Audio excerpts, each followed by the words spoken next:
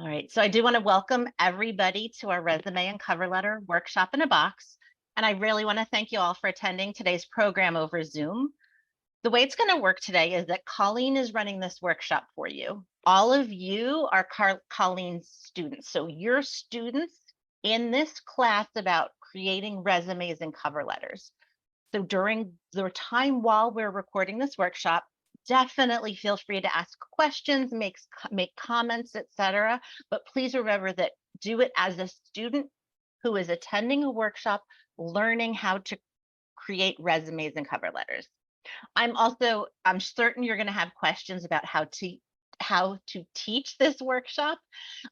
Please hold all of those questions till the end. So maybe jot down any questions you have about why Colleen taught something that way, or questions you have about the teaching. We will spend a little bit of time at the end of this session debriefing on teaching the resume and cover letter.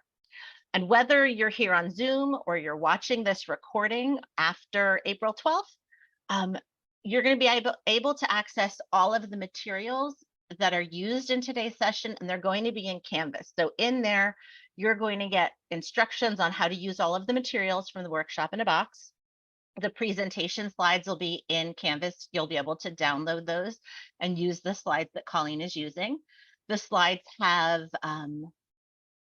notes in the notes section. So as a workshop facilitator, you can see all of the notes Colleen is using to be able to teach this session. Handouts that Colleen works with in this session are going to be available for you in Canvas as well. And then once the recording of this session is available to us, we will then get that posted into Canvas as well. So again, although we're running this workshop with you all as our students, you are learning resumes and cover letters. At the end, we will have you work as instructors on how to run this workshop. I also do want to call out that while we're running it as a Zoom session, most libraries are probably going to be working with their patrons in person, because keep in mind, workshops are such a great way to drive traffic into your library. The resources, the questions, the pacing, they're going to be the same whether you're teaching in person or remotely. So with that said, we're ready to get started. So please jot down any instructional questions for the end of the session. And I want to say to just enjoy being a student and learning how to create resumes and cover letters. And with that, Colleen, I'm going to turn it over to you. Great. Thank you, Kristen. So welcome, everyone. This is the Resume and Cover Letter Workshop in a Box training session. My name is Colleen Connell, and I'm excited to lead this workshop today. A strong resume is an essential part of the job search process, and knowing what information is important to include and how it should be presented is essential. There's many things to consider when putting together your resume, and this workshop is going to help you every step of the way. This hands-on workshop will give you skills to create and edit a basic resume and a cover letter. And I say hands-on because we are engaging in this session. Please have a notepad and a pen accessible for you to take part in today's activities. You'll be constructing a resume, including contact information, objectives, work experience, and other information. So you'll also learn the parts of a cover letter and the importance of submitting one with your resume. So let's move on. So to kick off this workshop, we're going to do an exercise together. It's basically job skills. So if you look at the spreadsheet I have up here, it's examples of common job skills. And I want you to take a look at those and take a moment and complete some of this worksheet. You can pick 2 to work with. Write it down on your notepad or in chat. And I'm going to take a look at a couple examples I've created for us to get us started. So if you're thinking about something that is a data analysis, you might want to create something that says, I've created reports for management. If you're looking at something that's leadership, you might want to say, I supervised 6 staff. I'm a team lead on the Acme project. So let's all take a moment and write down a couple answers, and we'll go over them together. I'll give you all a few minutes. Think of it as adaptability. Just for an example, if you're looking for something that's adaptability, it lets employers know that you can adjust to new conditions and environment changes. If you're looking for something for attention to detail, that lets employers know that you have the ability to accomplish and complete a task while demonstrating a thorough concern for all areas. Attention to detail. Collaboration. It shows you have skills for brainstorming, negotiating, compromise, teamwork. I've even worked with clients that were parents at home, and they hadn't been in the workforce for a long time. I asked them, as part of collaboration, you could be putting down the parenting as a couple together. That's collaborating as parents. So there's always something you can find to put in this job skills section or express your job skills. So I'll give everybody about a minute, and then we'll discuss it, what choices you made.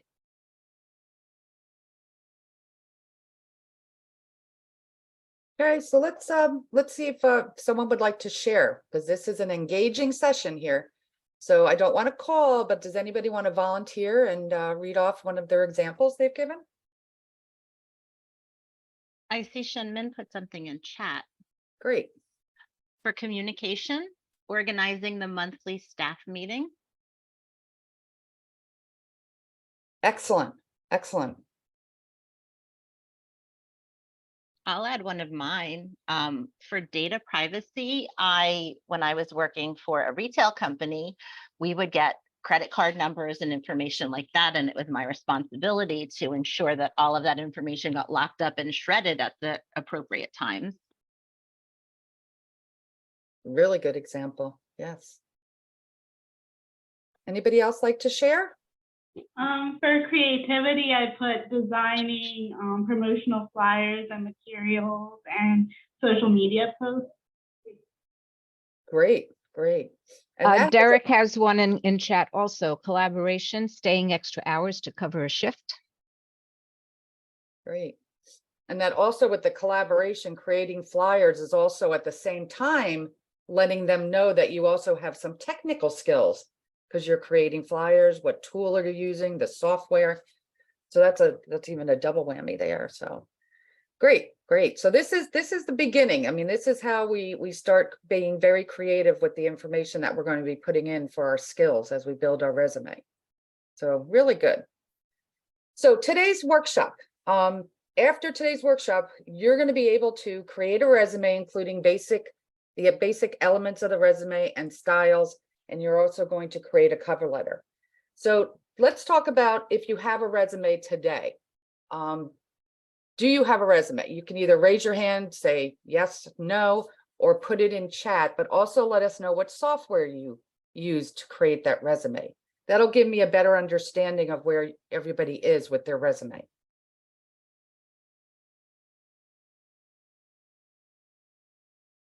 So Jackie, do you have a resume today? And have you created it in any software tool, or do you have it just on paper? I created it in Word, and I also have it as a PDF, because a lot of places, when I was most recently applying for jobs, also kind of wanted a PDF format. So. Great, because a PDF, we're going to talk a little bit about PDF later in the session, but saving it as a PDF instead of a Word document, it's universal then. Anyone, can look at that. Great. Anyone else? There's a couple of responses in chat as well. Shenmen said yes, used Canva and Word. And Trevor said yes, used Word and Google Sheets. Great, great. Oh, so Google Sheets, interesting. So that's the same as like the Microsoft Excel. Okay, excellent.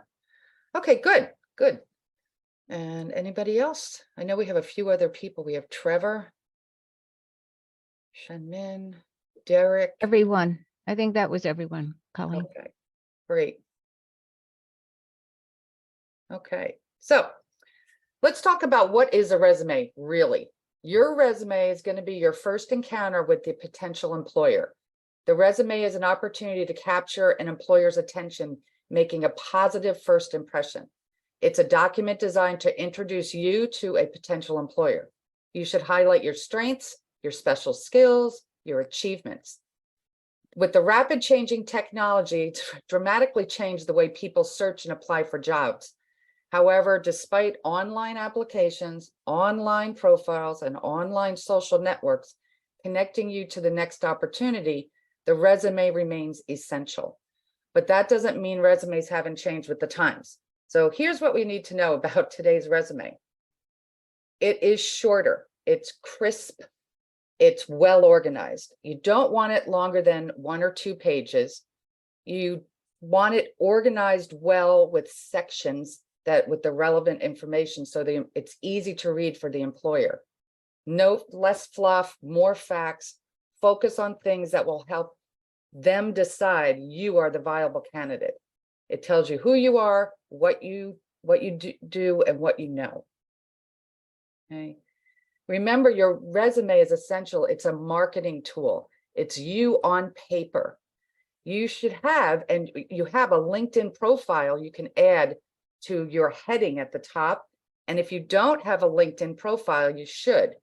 You would insert it at the top with your resume next to your email at the top section. And if you don't know a lot about LinkedIn, or you'd like to learn more about LinkedIn, we are offering a workshop on LinkedIn June 6th. So you can put that in your calendar. That's just a little note for all of you that we're going to offer that workshop on June 6th, how to use LinkedIn. So how many of you have a LinkedIn account? Jackie, I see Jackie raised her hand. Derek does. Great.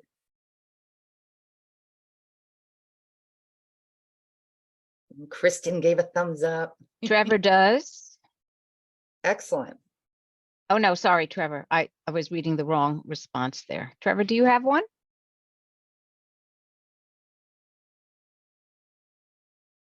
No, he doesn't. Okay. Okay, so we're going to move on and talk about our formats now for resumes, because there's many different formats out there. We're going to talk about 2 specifically, though. Different formats flatter different types of qualifications and job histories. You want to select a format that's best for you. Don't select a format just based on the style that everyone else is using. Each person's goals and experiences are different. Nor should you use a format because it's what you used in the past. So you don't want to necessarily say, well, I've always had this format. You may want to change it or update it to, what's appropriate today or what's better for you today. Some examples of the formats we're going to talk about are chronological and functional. So a chronological resume format, it describes your work history, education in reverse chronological order. This is the most popular format. It really looks at a steady work history. A functional resume format organizes your past work experiences into functional categories, or these examples would be best. Functional resume would be best for first-time job seeker, a recent graduate, someone that might have a lot of gaps in employment. So let's take a closer look at the formats. So a functional focuses on your knowledge and abilities. It targets your skills and not gaps of employment. This is great for those that are new to the workforce or looking for maybe an entry-level position. You can determine how to showcase your skills, capabilities using this functional format. So you may want to ask yourself, what can I offer the employer? Be very specific with your answer. You may want to select 5 or 6 of the most marketable skills that will support this and are applicable to the job that you are applying for. If you're a first-time job seeker and have no work experience, you should probably focus on a functional resume format.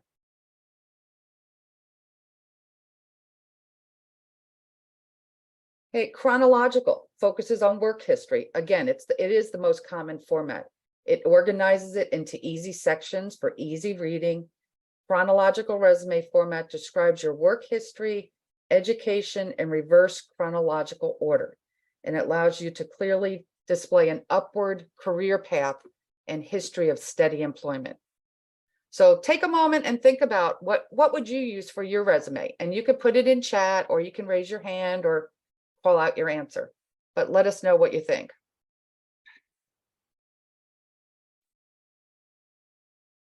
Jackie? I would choose chronological currently because I have had kind of that upward trajectory and I haven't really had any gaps of employment. So this would showcase that. Great. Did anyone pick functional? Derek said would also use chronological. Okay. And did anybody pick functional? I'll pick functional because I haven't been in the workforce in a while. And so I Okay. feel like I might need something that instead of showing, like I had a bunch of jobs, but then I took 10 years off to raise kids and now I'm trying to go back. So I probably would want to do more of a functional, what of all the things I'm capable of versus my jobs. Perfect. And those are really great examples and reasons for using that. And like I said, I had talked to when I was working with someone in the library that she was a stay-at-home mom, and she was just like Kristen was saying, she hadn't been in the workforce for a while. So she focused on a lot of things. And I asked her, focus on things that you do with your kids. Like you organized play dates, you organized, events. You were maybe part of the PBA with the school system. I think that's correct, right? The PBA, parent teacher, or PTA, sorry, PTA. But focus on things like that. There's always something out there, especially if you're looking at the functional resume, because you seem to have. Trevor also says he would use chronological, but in fact, he helped a patron with limited experience just a few weeks ago where a functional would have helped a lot. Great. Good. Okay. All right. So let's talk about some of the sections now. We talked about the kind of formats, the two formats we're going to look at today, but now the sections that go into each of these. You have your heading, so everybody can take a moment and write down your heading, first name, last name, but we're going to look at summary objectives. A summary is what can you do? It's a sentence, a personal statement, or bullet points that should catch the reader's attention by briefly stating your job goals and what you have to offer. Think of the summary section as an opportunity to be creative, but always keep in mind the employer's point of view. Your job is to attract the employer's attention. It's like a newspaper headline. Your resume should capture the reader's attention, demonstrate your knowledge of the job, and highlight your ability to meet the employer's needs. Key skills. What skills or accomplishments stand out? You might find skills in the job description and you can add them to your resume. So when you go on Indeed, which we usually use Indeed to look for jobs, read the job description. What's in the job description should be in your resume, whether it's part of it's in the summary or part of it's in the objectives or in the key skills. You need to make sure that that's included. Read the job description, make sure that that's included in your resume. Experience is your work history. So we're going to move on and take a look at some of these sections closer. So the heading, let's everybody take some time and write down your heading, right? But look at this heading, Mr. Thomas R. Lyons, Jr. 3482 Pleasant Road, Glasgow, New Jersey. He spelled out everything. He put 2 phone numbers. He put an inappropriate email, I would say. So think about what would you change here. You can either call out your answers or put them in chat. Name one thing that you would change on this.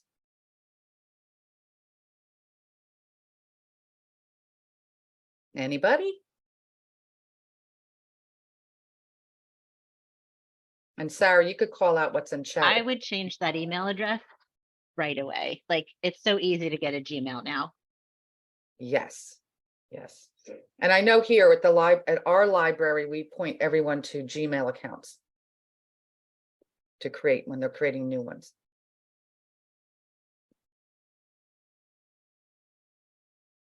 So think about it. The name should stand out, and first and last name is sufficient. You don't need to have all of that. Use abbreviations when possible. New Jersey, you could just do NJ.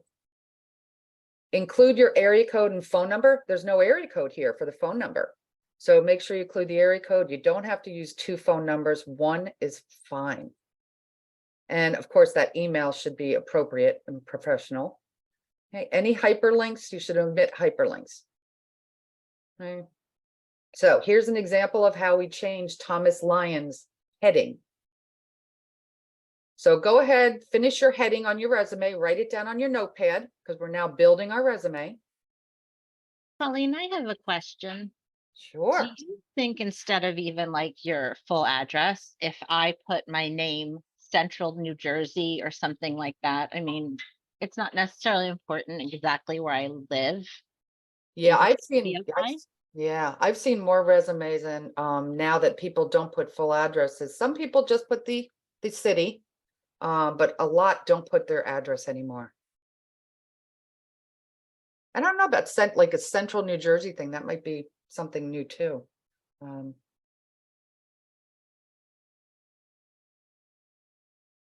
Just so people have location. But you can see a big difference here in how that heading looks. Much more cleaner, right to the point. One phone number.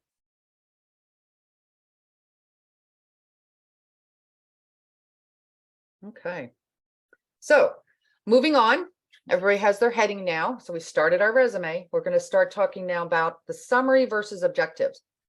So I know some of you may be familiar with, always putting objectives or putting a summary, the difference. So a summary of qualifications on a resume is short.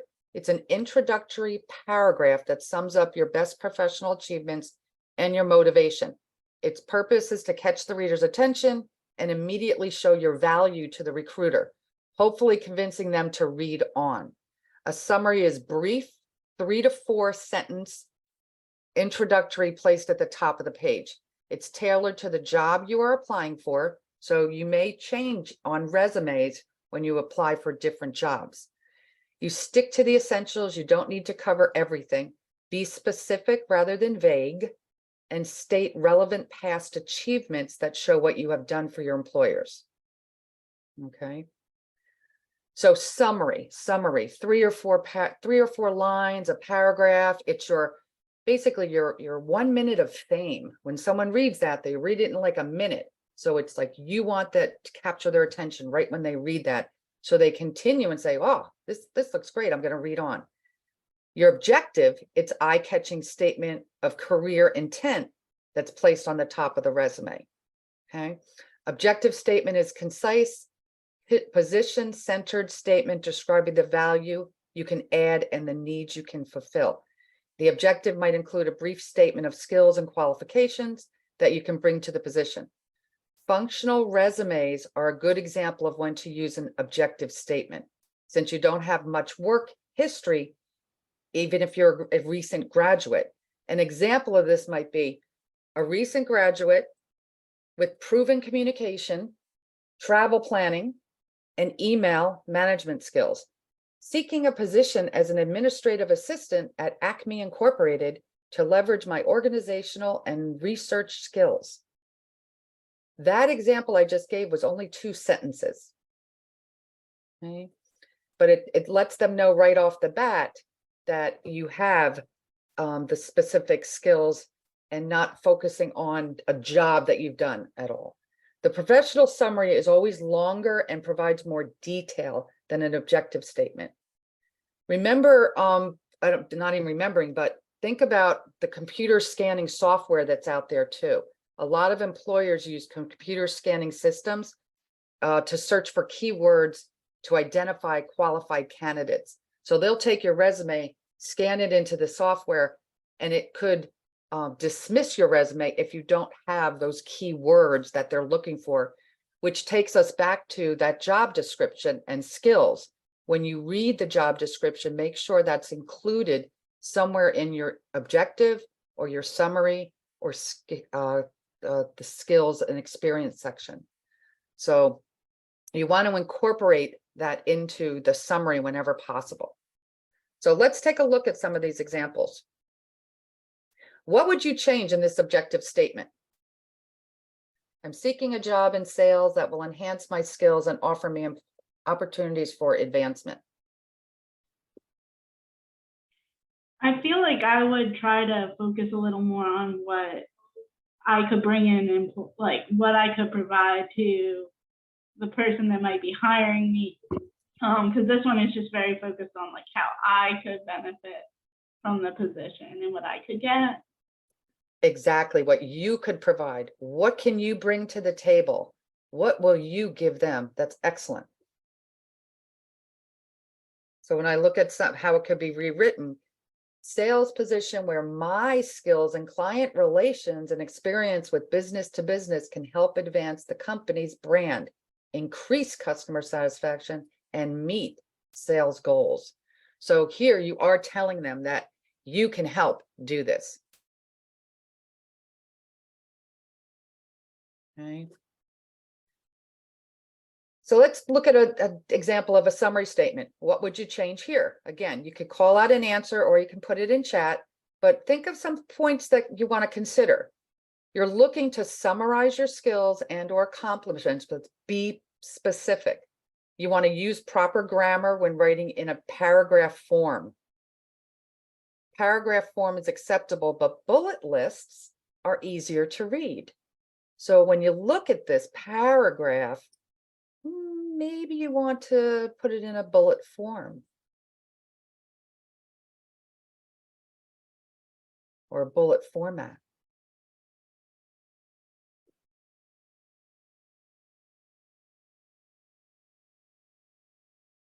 So does anybody else have an example? Call out or chat. Let me know what would you change on this?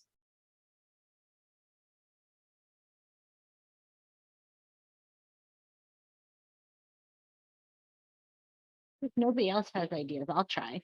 Oh, there we go. Trevor said something. The forklift info can be condensed. Yes. Yep. I think I would start by saying experienced warehouse worker, like, and then maybe bullet knowledge of all forklifts, safety bullets of those, safety regulations. Like I'm not sure, but I feel like if you start with something strong like experienced warehouse worker or experienced forklift driver, that might be a good one. And Excellent. Shen Min also pointed out that this really is a run-on sentence. Exactly. That's another thing. It's a run. Yeah. So great. Everybody's ideas are great. Fantastic.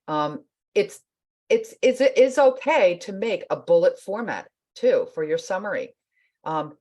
10 years experience driving a forklift. It really tells them how much forklift experience you have. Strong focus on safety, the OSHA, pointing that out, the safety and preventive maintenance. So again, bullet formats may take a paragraph and put it in an easier format for the employer to read. Okay, so let's take a moment and I'm going to read off just a couple examples here. I put for like a data analyst, the paragraph for a data analyst, disciplined and insightful data analyst with 6 years experience analyzing business processes, eager to leverage big data interpreting and visual skills at ABC Incorporated to drive growth and boost sales results. So I don't need to finish reading that, but it gives you an idea of a good summary, right?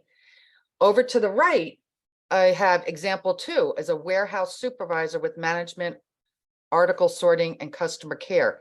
And then they made a bullet list. So these are all good examples. What's the right one for you? I don't know that, so I want you to write yours on your notepad now. So we're going to take about 5 minutes and go ahead and just write a summary paragraph, a bullet list or bullet points, however you want to put that together, but we're going to take 5 minutes to create our summary or even objectives. But it sounds like most of you had a chronological resume. So I would assume that would be probably more of a summary statement at the top.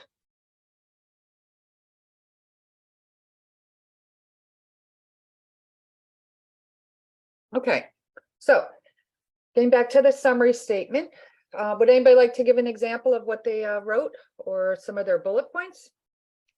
There is one in chat. Okay. Kristen, was that you? Did you put that in there?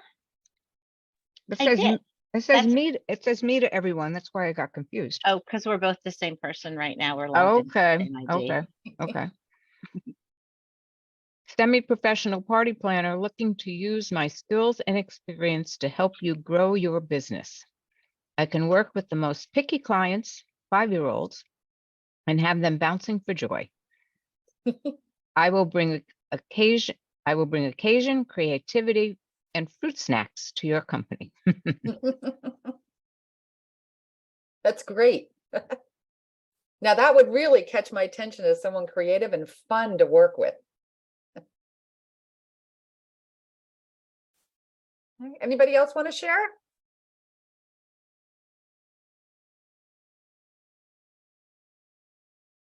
Okay, well, we'll move on. But thank you, Kristen, for sharing. Okay, so now that we created our heading, we did our summary or our objective statement at the top, right? So let's take a look at some profiles from Indeed. I'm going to actually open up Indeed. And I just went into Indeed.com and I typed in medical billing clerk. And then I scrolled here and found medical billing clerk, and then it displays over on the right side of my screen. So what you're looking for your occupational or job description information is, what are the details? What am I looking for here? Look for the job description from the position and make sure the profiles are included in your resume. And make sure the words are there, the text matches the posting, you have the technical skills that are required. So as I'm looking at the billing clerk, some of the words that are standing out here are communication skills, okay? Verbal and communication skills, problem solving, analysis, okay? Medical terminology. So you would want these, if you took a course on CPT codes or billing coding, you would want to list that as one of your technical skills that you've taken the medical billing coding course. So make sure that you read the job descriptions and include, especially in the responsibilities area, read down and make sure you include this in your resume. It's a great way to build the resume by reading the job description. Key skills. So let's do an example again. We have a bullet point list here. That's an example for an LPN, licensed practical nurse, an LPN. They give medication, they give intravenous fluids, they take a temperature, they take blood pressure, et cetera, et cetera. Is this enough information or sufficient for your resume? All right. So again, points to consider. You can condense your skills into single words or phrases to make them easier to read. So let's look at more information is better in this situation. Administer prescribed medications or start intravenous fluids. Provide basic care, patient care and treatments and taking temperatures. So you can see here, less is not better in this situation where you say give medications. You want more information on your resume. Okay. Experience. So let's talk about experience now. We're going to work history. Experience is your work history. So when we explore the section that you include with your building your resume, you can best highlight what you have to offer to the prospective employer. No matter what resume format you use, the document itself gets divided into sections that makes it easier to read and understand. So most common sections found in a resume are your qualifications or experience, your education, skills, licensing, certifications, awards, anything that you might, publications or professional associations. Okay. It's quite possible that your resume will not include all of these sections. As we talk about this, though, feel free to write down pieces of information about yourself that fit into the resume sections that will work for you. Later, we're going to learn and talk about action words and keywords that you can use on your resume to add impact and make your resume more scan friendly. Remember that scanning software that employers use for keywords. Okay. So here's an example of a resume for Jane Smith, right? It's quite possible that your resume is not going to include all the sections that we talked about, but you can see here, Jane's created a resume in her summary of qualifications. She used the bullet points right at the top to point out her experience. Okay. And then she went into the details of her jobs below. Oops, sorry.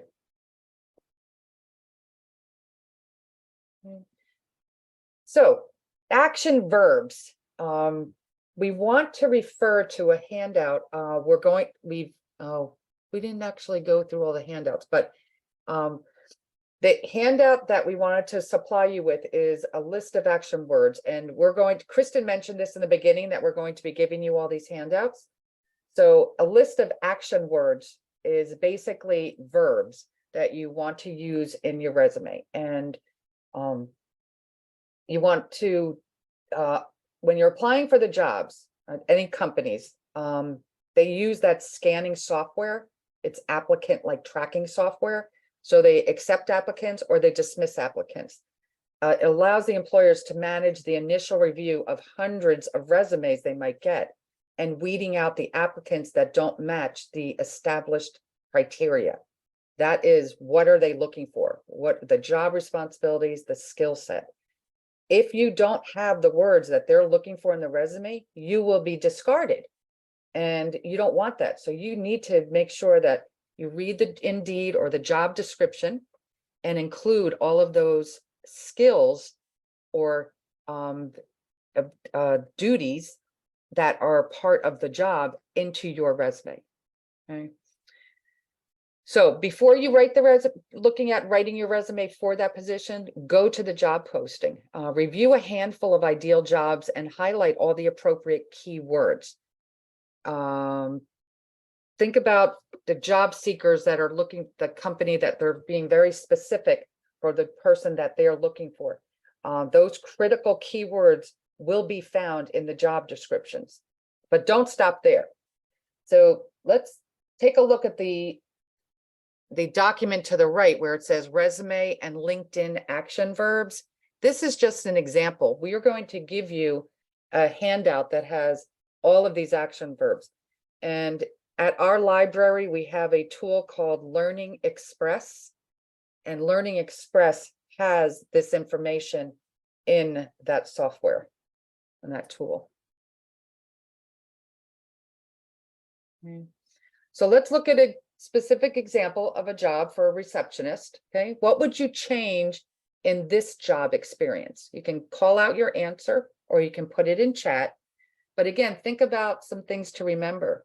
You can use bold or italics to differentiate content areas. So maybe you want something to stand out, like the name of the employer. Maybe you make that bold, or the job itself, the title, receptionist. Maybe you make that italic. Think about including not just work duties, but results and accomplishments too. And again, bullet lists are easier to read and make it quicker to find information versus a paragraph when you're listing your job skills. So does anybody call out at least one thing that might change on this experience?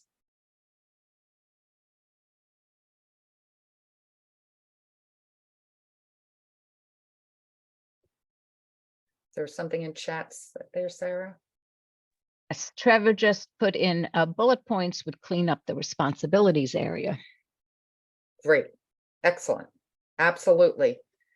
So a revised or corrected version of this might be receptionist in bold, and then to the right, you put the dates that you were employed there. So if you were in Microsoft Word, you would create a tab over to the right, and then you would line up the dates. And as you build your resume and experience, everything would line up together, all the dates. Excuse me. And then you can see the bullet points, greet guests in a friendly and courteous manner, ensure guest satisfaction, provide. So we're using our verbs there, greet, ensure, provide. And Min has a suggestion of grouping similar tasks under the same bullets. Perfect. Yes, definitely. Okay, so you can see here, much easier to read versus the, example above. We revised it and it's much easier to read. Okay. Here's an education example that requires editing, okay? Never abbreviate the school name. Graduation dates are optional. You may choose to leave graduation dates off to try to curtail age discrimination. But if so, consider the fact that most readers may then assume that you're more senior than you actually may be, or that you never graduated. The longer you've been out of school, the more likely you will leave education dates off the resume. How would you edit this to make it more concise?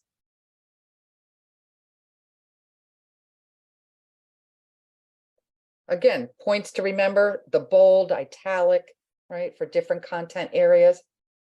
Use your margins and tabs to make sure the content lines up evenly. High school diploma can be omitted if you have college education. You don't need to put your high school there. Would it make sense to put, the university first, not graduated May 2001, but Montclair State University, and then Bachelor of Science? If you've got your Bachelor of Science, I think they know you graduated, so you can clean it up and not have so much stuff. Yeah, absolutely. Let's look at a nice clean version of that. Bachelor of Science, Business Administration, and then the year to the right. So multiple ways you can do it, but you can see here in this example, it's just much cleaner. And we use that bold to make it stand out, the dates and the degree. And if I would never use the word only on my resume. Never say only. Yeah. Yeah.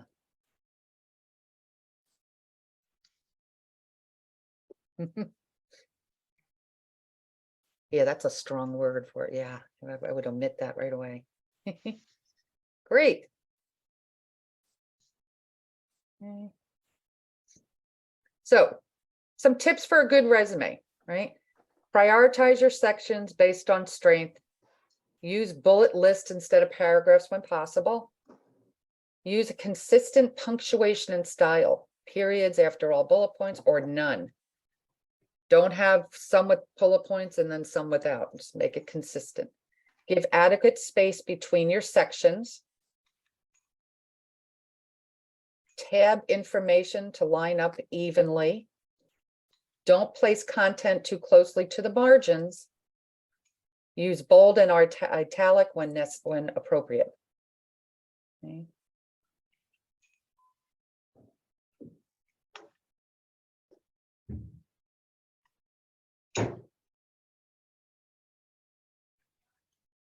Okay, be consistent when writing your dates. Be consistent with section headings. Limit the number of font types to 1 or 2. Font size for section headings is usually 14 to 18. Font size for general content is 10 to 11. Keeping it to 1 or 2 pages. Put your name in the footer of the second page. That's very important, especially if you're handing it out. You don't want the pieces to get separated, and that happens. So you want to make sure you have your name on the second page also. Okay. Things that you should keep off your resume: every job you ever had. You want to kind of keep it down to the last 10 to 15 years. Now, that depends on the person. I could say 10 years, but what if you've had 4 jobs? What if you only had 1 job in 15 years? You have to mold that resume the way that you need to, but you don't want to have your full history, every job you ever had. You're there to focus on your professional self and what you know, not your personal life. So you don't need to add anything personal. Things like that could lead to discrimination, but it's something that may be used against you, but just personal stuff should be completely left off. Personal references aren't exactly that. Employers know that a personal reference is going to give you a really good reference. And obviously it's illegal for employers to really ask for any of this most of this information. All right. So want to take a look at a couple different resumes, and then I'm going to give you guys 10 minutes to create your job experience. I want you to create one job experience on your resume.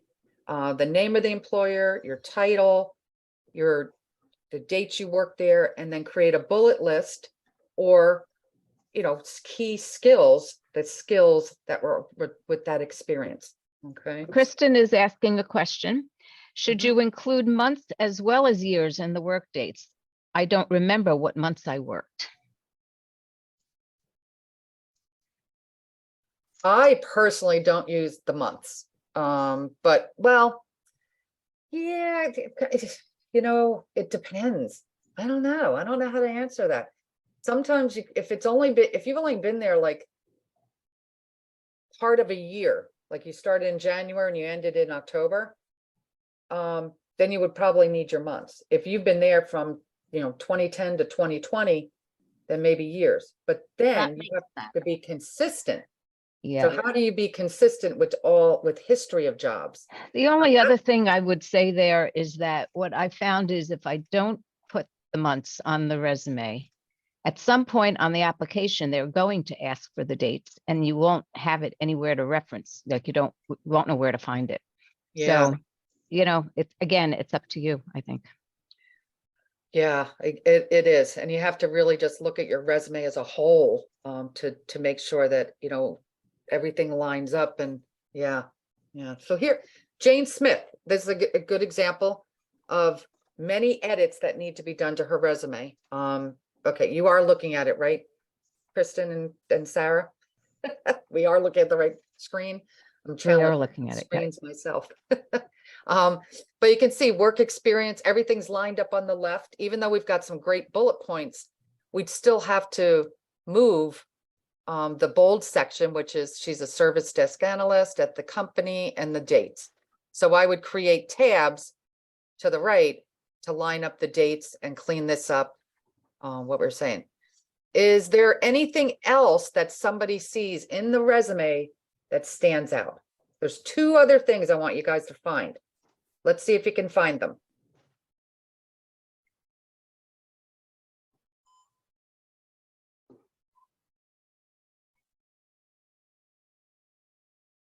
Anybody?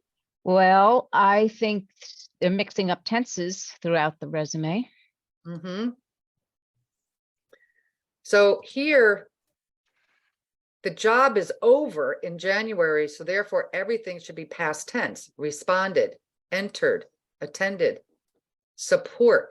So support should be supported. Okay, responded. Make sure your tenses are what they should be appropriately. What else? There's one more thing I wanted someone to point out. Did everybody see that? I see it.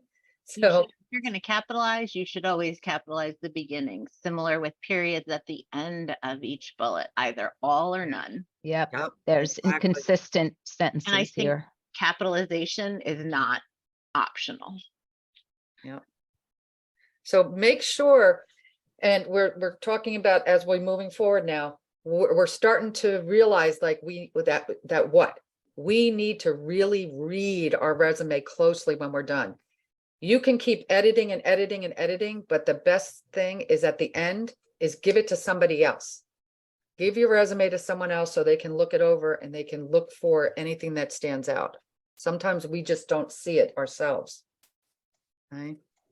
This was pulled directly from Indeed. It was posted like this on Indeed. So when you enter the information, they set it up like this. Right? And they give you an Indeed email. Okay, oops. Okay. But look how lengthy everything is. Lots of paragraphs. Right. 3 pages long, and even additional information here. So this is a person that has very, very high level technical skills.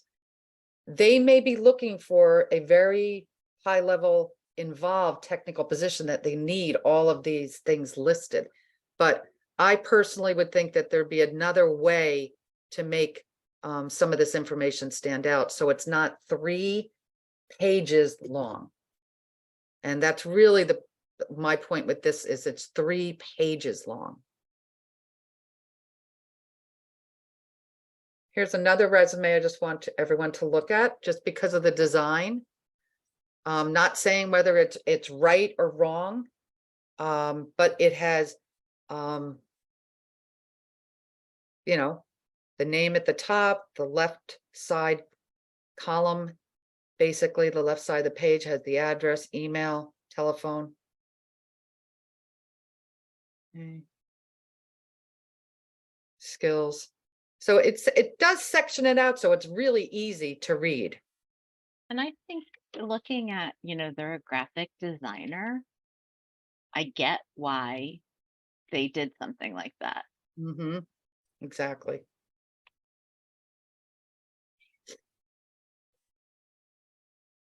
And Colleen, there's a question in chat.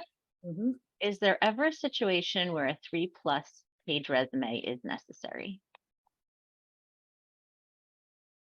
Well, I really feel personally that 3 pages is too much. And Kristen, you jump in here too, since I mean, resumes also and what we've done with resumes, but I think 2 pages for any situation is usually sufficient. Yeah, I think unless it's very specific to a certain industry, I haven't really looked at, a college professor resume or some sort of medical, like those are sort of things I haven't seen. But for the most part, folks that are going to come into the library, probably, and I know I'm supposed to be a student, but the folks that are going to come into the library probably don't have the type of job experience that's going to require such a long resume. Right.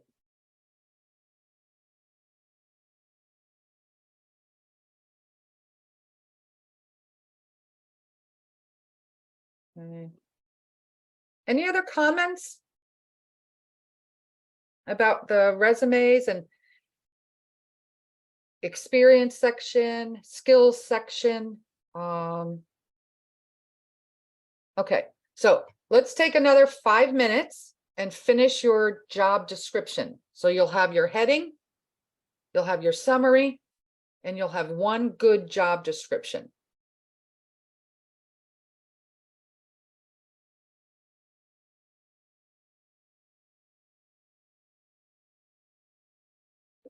Okay, is anybody ready to share their experience? Or you don't even have to tell me exactly what you put there, but how did you list it? Did you make bullet points? Did you put the years, the month and the year? Who would like to share?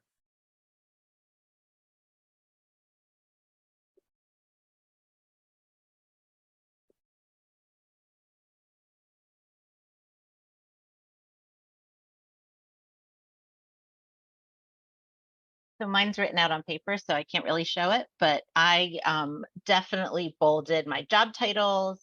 And then I had my months and years because I actually do know them. And then I always have a heading sentence and then of what was the most important thing I did for the company, and then bullets below that.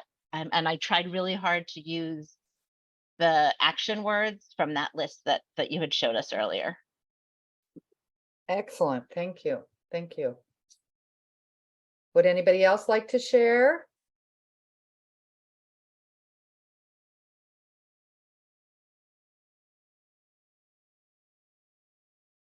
Okay, well, we're going to move on to cover letters. So we're kind of putting resumes to rest for now.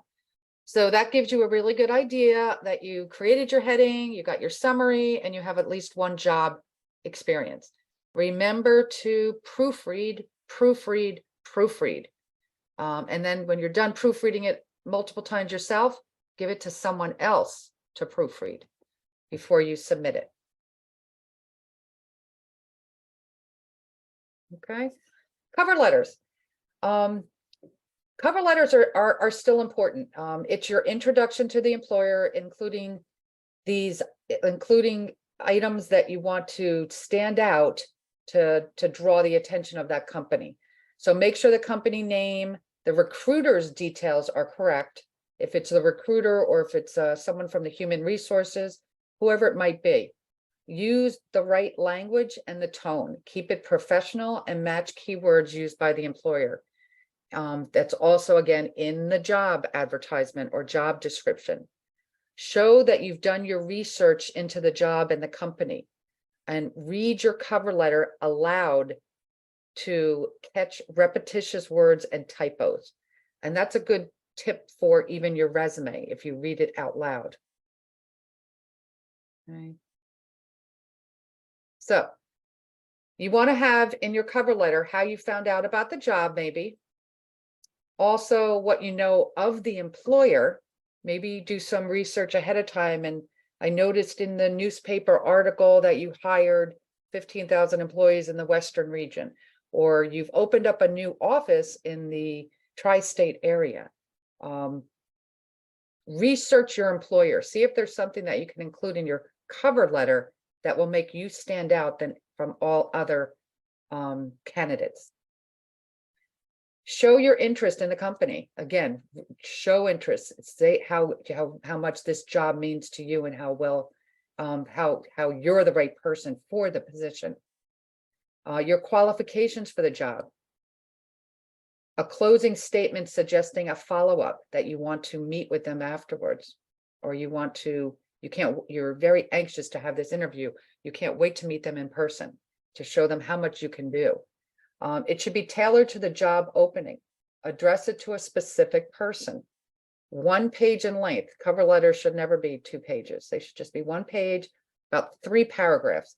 Always proofread carefully for errors. So here's an example of a cover letter. They're delighted to apply for the career counselor position at iHeartJobs. It's a wonderful match for my skills and career priorities. And as a seasonal resume writer with over 500 resumes in my portfolio, I believe I have much to offer the iHeartJobs team. Right away, that's telling them that you've interest, you've got the skills, you've done the work, and it's addressed directly to a person, Jenny Johnson, in the human resources. So first paragraph, the opening paragraph, second paragraph, then your closing paragraph. It doesn't have to be lengthy, but it needs to be specific. You need to put in very specific information.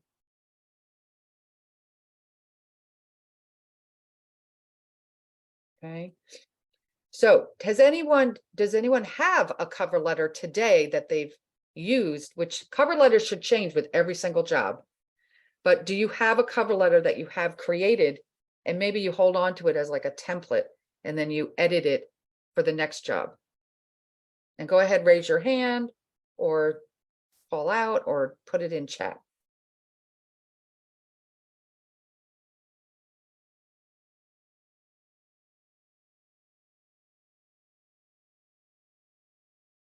Kristen has her cover letter.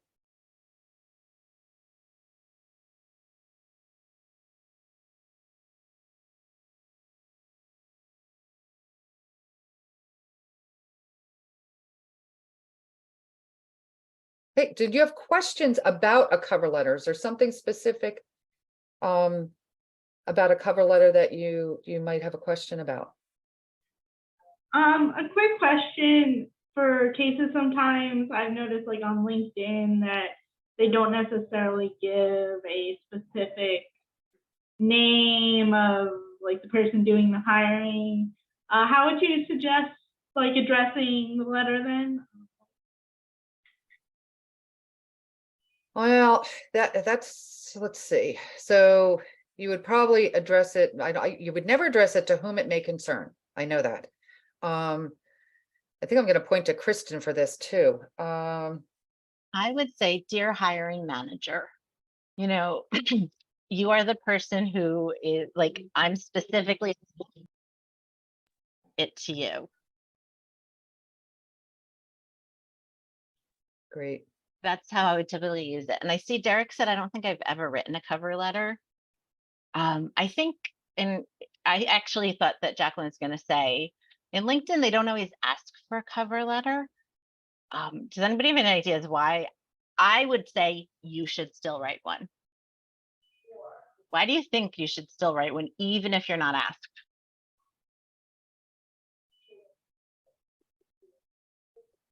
I think it is like another chance to show your qualifications and present yourself in the strong way that you want to showcase yourself. Do you agree, Colleen? I think that totally makes people stand out. Like, I'm going to go above and beyond Really just to does. get this job, or Yeah. just to get an interview, or just to get your attention. Yeah, exactly. It makes you stand out from all the others, because we do a lot of, resume, looking for people for hiring at the library too. And so many people don't have cover letters, but when they do, I actually look at them and go, wow, I know them a little bit better, because the resume represents you in a professional resume format.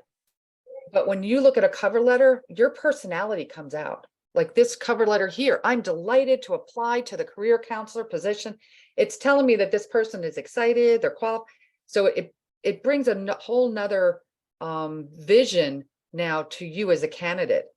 And it's very helpful for making you stand out from all the others.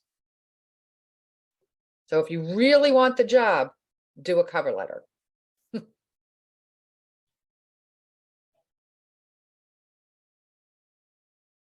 Okay. So again, since this is a exercise, engaging, driven, we want you to take a look. I left the example of the cover letter up here. Take a couple minutes and format your first paragraph of your cover letter.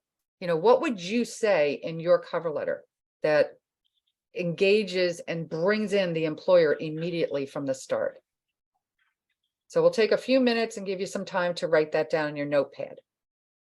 And Colleen, I have a question. You said that you should always, every job application should have a different cover letter. Do you feel like you might want to, like, should we do that with our resumes too? At least that opening statement.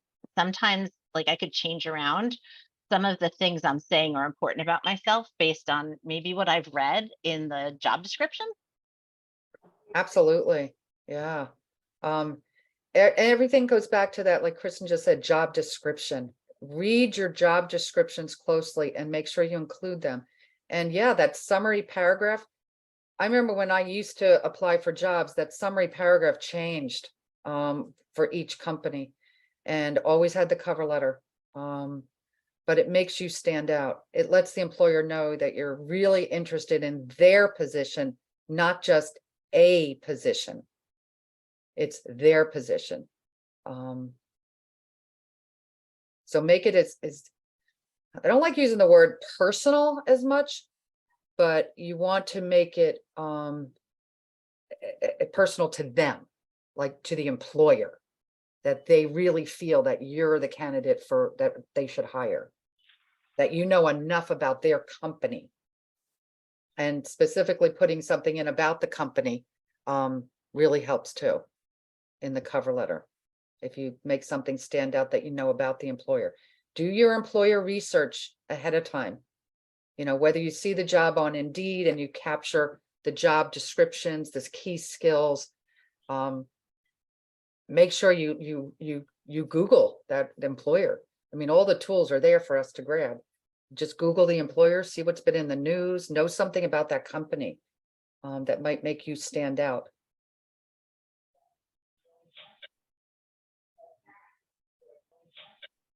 Other questions about the cover letter?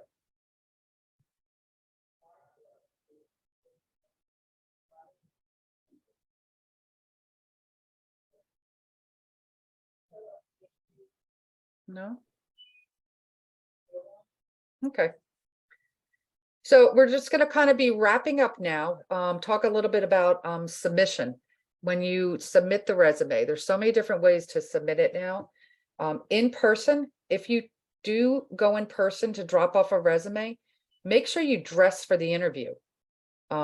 Just dropping off a resume, they by chance might have the hiring manager right there and say, oh, while you're here, come on in, let's do the interview. So make sure you're dressed for an interview if you're dropping a resume off in person. And bring extra copies. Always have extra copies of your resume ready for someone else when you're going to go on the interview. Email, you can attach a resume and cover letter in proper formats. So it can be in a Microsoft Word document or a PDF. Talked earlier about PDF. PDF is universal. It's a picture, basically. Use when you are doing an email, again, reread your emails too, make sure they're professional. Use a short, clear, effective subject line. When you put in the subject line, that you should state who you are sending the email and also include the job title and your name. Choose your words. I've attached my resume for your consideration. You might find my resume attached. My resume is attached for your consideration. Please review my resume. Whatever you use, the words, just make sure you choose them correctly and have something in that subject line. Okay. Online applications, sometimes you just have to attach it as a PDF. And that's like it's a portable document format that's universal and versatile. So that's easier for people to read, reliable way to present it and exchange the documents back and forth. Okay. Anyone can read it, although most companies do have Microsoft products, but PDF, you're guaranteed that they're going to be able to review it. Okay. And let's see. If you're printing, print on the envelope. Don't handwrite anything that you're mailing. I'm not sure that anybody mails resumes through the snail mail anymore, but if you were, make sure you have a printed envelope. And online, sometimes for government jobs, you have to copy paste information in. So you'd be copy pasting text in instead of attaching a resume.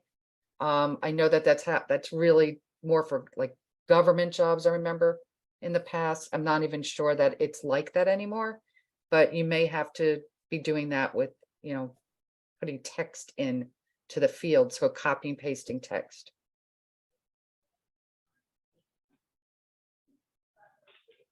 Does anybody know any other ways that they submit resumes that aren't listed here? I'm curious too, as times change so much with online information.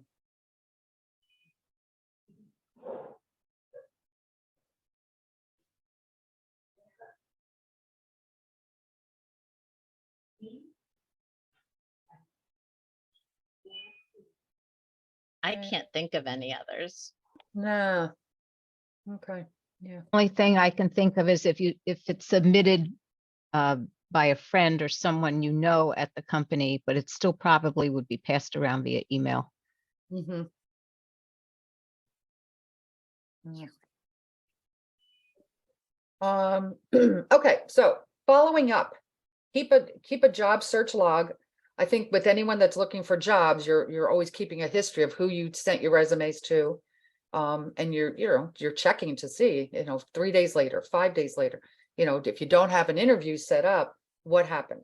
So make sure, you keep track of that information, a contact person's name, whatever you need to do, just keep track of your information also. And you should follow up. If you don't hear from them, follow up. What does it hurt? It lets them know that you are interested in that job. Okay. So that's the entire workshop in a box for our resume and cover letter. Okay. Want to make sure, how did we do today? Did we meet all the goals that we outlined at the beginning of the session? Our basic elements of our resume. So can someone let me know what the top of your resume, the very top of your resume, what is that section called? What is that area called? A heading. The heading. Thank you. Yes, exactly. And what's another? Can someone tell me another section of the resume, what we call it?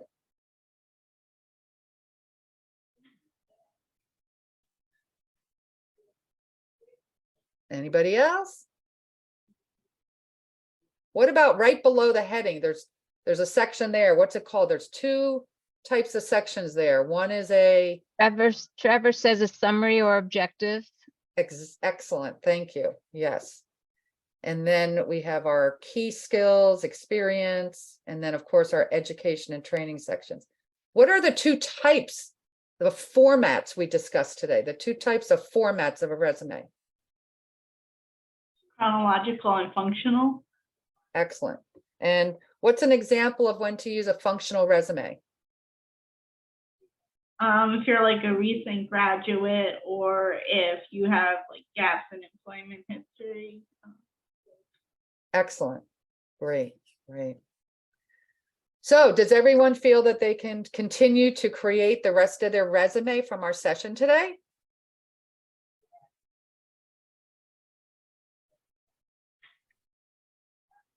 I hope we got some yeses, thumbs up. Yeah. Yep. Do we have any questions about resumes?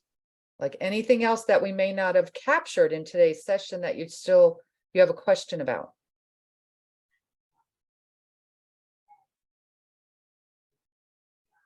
And what about cover letters? But I think, I don't have a question, but I think Sure. the advice to follow up, you know, I send a resume and I sort of hope I get in touch, somebody gets in touch, but you're right. If I follow up, like, what's the worst that happens is they still ignore me, or they go, oh, Kristen's really interested. And so I really like that advice. Yeah, definitely. Yeah. I mean, what does it hurt? Can't hurt you to follow up. Exactly. Yeah. And then cover letters. Everybody good about cover letters, creating your cover letter, finishing the cover letter,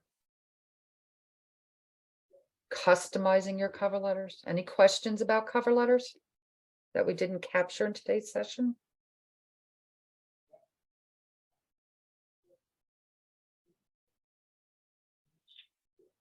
Okay.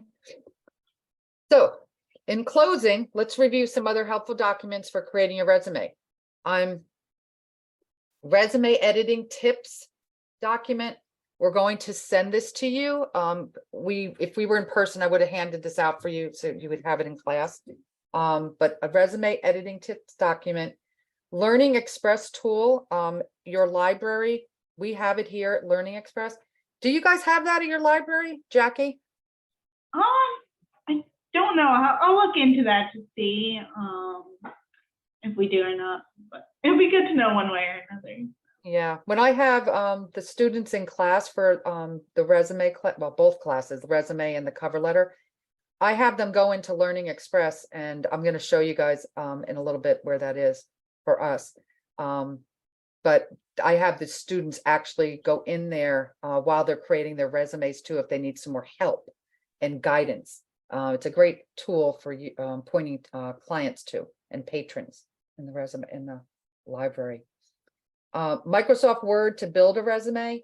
Want to use I'm going to show you some templates from there.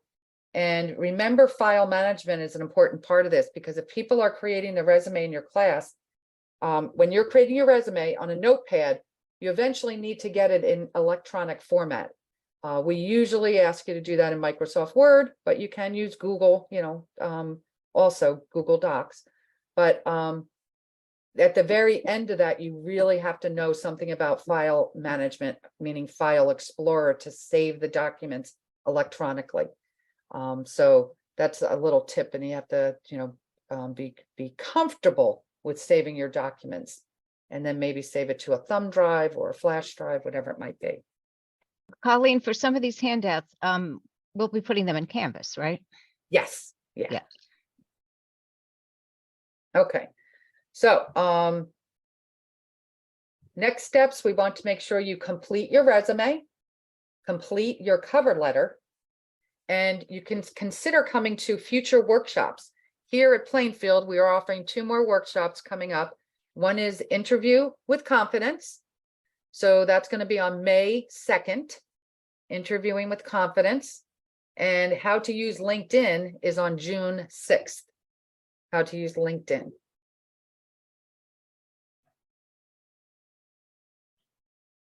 Okay. So congratulations. By completing this workshop, you're now well equipped with the knowledge you need to create a powerful resume. To help you land a job faster, be sure to take full advantage of all the resources available to you online, and never be afraid to ask for assistance from friends, family, former coworkers, former professors, career guidance counselors, a professional resume writer, or anyone else who might be able to assist you. And make sure you always proofread your documents before you send them. Right. And I want to just show you the documents I was referring to for examples. So this is the Learning Express. You can see at the top left that I just mentioned to Jackie too about the library, Learning Express. This is in Learning Express, all of these action verbs, and it breaks it into sections. Interpersonal skills, these are some verbs for there. Management, leadership. So it really, it's a great tool when you're writing your resume to find those correct words that you want to use in your resume. And again, we're going to keep this, we're going to put this in Canvas for us. But it would be a handout that we would give you in person in class too. Editing tips, resume editing tips. So if you're using Microsoft Word, we have a document created for editing your document in Microsoft Word. Very specific tips for resume creation, for your bullet points, for tabbing, creating the tab, so you can put those dates all the way over to the right. Okay. And again, additional information and saving as a PDF and so on.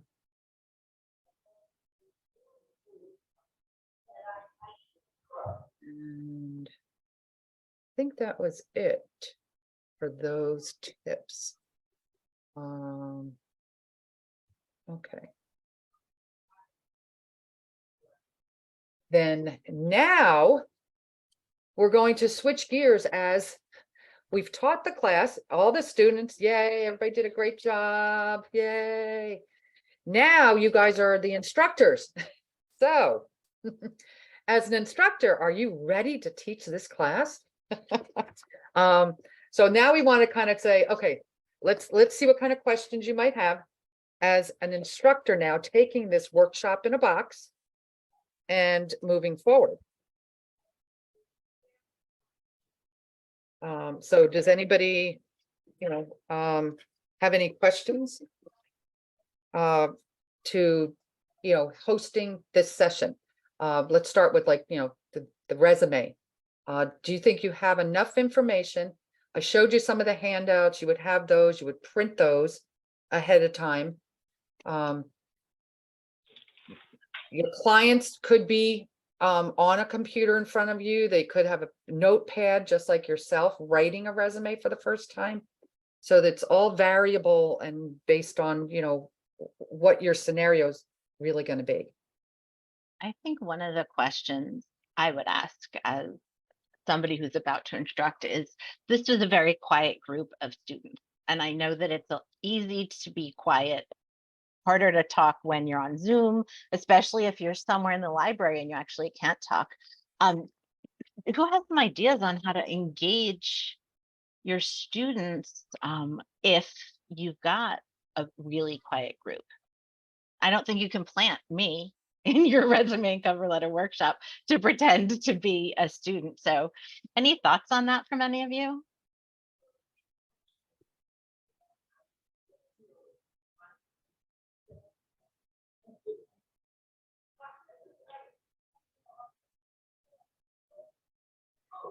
So one of the things I would do is if I see my students writing down things, I might say, hey, that looks great. Do you mind if I read that to the group? So if people aren't really comfortable with sharing themselves, they might allow you to start sharing it. Or another thought, I'm literally coming up with these as I'm talking, ask them to switch papers with each other. Would you read what this person said, what you read, what that person said, so that you've got people talking and getting engaged with what's going on without necessarily sharing their stuff. So some of those are, and there's always those times where you have a group of very quiet students who are just like, oh my gosh, I have to focus on getting my resume started. And that is what it is. But just trying to come up with some ideas for that. And I think I saw something pop in. Yeah, Derek wants to know Derek. if it's a good idea to ask them to bring a copy of their current resume.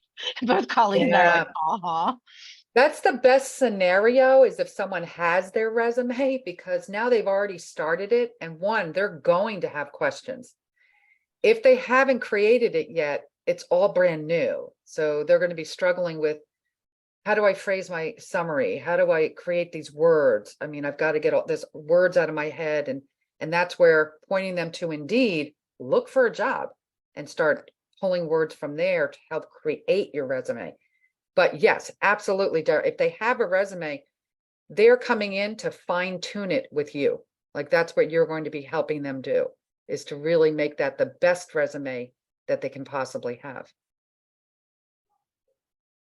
And each person will be different. If you host a workshop in a box, every person that comes in they're all going to have a different where they're at. They may not have ever created, but where they said, I need to create one. Some people will have a resume and printed it, but they had it for like 10 years on paper. So now they got to create this whole resume on paper and make it electronic. So now they have to put it into Microsoft Word or another tool. And then you actually fall into that category of, do they even know how to use Microsoft Word? And then so you don't know how to use Word. So then you might have to guide them on to how to use Word. So each scenario is going to be a little bit different. But if you focus the workshop like we did and focus it on the basics, if you want everybody to do it on paper first, it's really much easier for people to handwrite on paper things, and then they can do it in maybe their own time and on the computer. They can put it into Microsoft Word later. But focus the workshop on, let's create the resume, because you're going to have all different levels of people in there that they'll say, oh, I'll just do it here on Microsoft Word. I brought my laptop in. And then you're going to have other people writing. So that's why today we said, bring a notepad and a pen, and we're doing it on paper.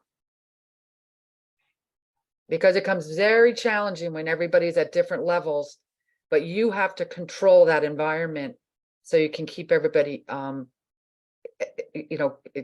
the same path, like moving forward. Colleen, another really good question. Some of the people I work with don't have the ability to just adjust their resume or cover letter to apply for each and every job. Do I encourage them to create a general resume they can use for a few different applications? Oh, you're on mute. Do you have thoughts? I was just saying, go ahead, Kristen, you can answer that. Yes, I think job hunting is such a stressful, emotional thing that any level of encouragement and anything somebody can do to get to that next point, I think is huge. And it's one of those things that I always remember when I'm working with people working on resumes is, I remember how awful it felt for me to have to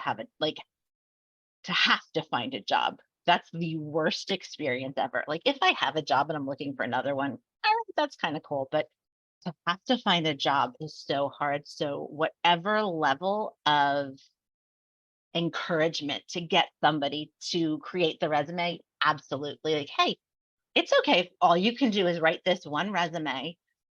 And maybe all you can do is on paper right now, but we've got public computers. And so let me walk you over there later on and just open up even, Google Docs, and let's start typing it in, at any level that you can get them to a better point than when they walked in is going to be helpful for them.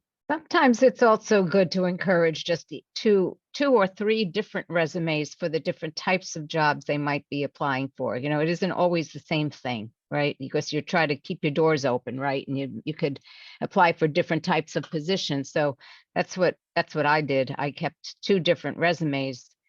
You know, one was used for a certain type of positions and another was used for a higher level type of position. That's a great point. Like maybe my 2 options I'm thinking of, maybe I want to work in a warehouse and I've got that job, but maybe I'm thinking I want to be like a paraprofessional in a school. Like, and they're so totally different. There's no way I can have that same resume for both. But my level of organization, attention to detail, all of those skills, I just have to have them written out differently for those 2 jobs. So that is a great idea as well, Sarah. Thank you.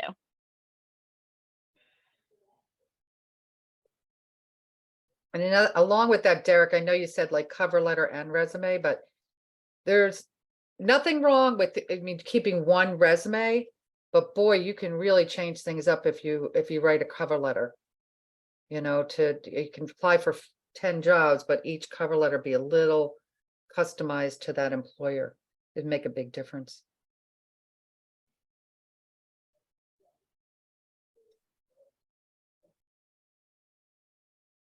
Those are all some great questions. I'm curious now, does anybody have plans to actually hold this workshop, or was this, I'm coming to see what's going to happen and then we're going to make the plans for them? Sort of where you're all at. We're thinking of trying to host a resume workshop. So this was actually kind of perfectly timed for that. So later in the month, we're thinking of hosting it. So this was a good Great. prep for that.